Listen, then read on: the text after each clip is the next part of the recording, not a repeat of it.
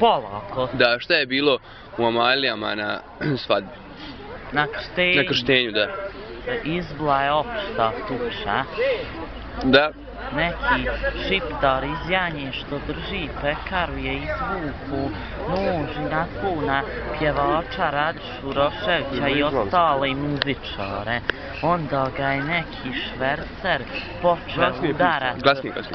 Onda ga je neki švercer počeo udarati notkom i on je uzeo jagnje i udario čovjeka po glavi i on je svijestio i onda ga je 10 ljudi uvatlo, zavezalo u podrumu i domaćin je zovno u miliciju.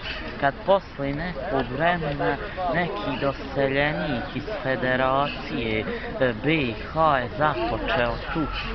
Potuku se s bratom od tog švercera što je istuko šiptara s nožom i tako se oni sve tukli i na kraju je doseljenik otkinuo perdiku i udario čovjeka po glavi. Da. I on je završio u zatvor koji taj šiptar. Jel to sve? To je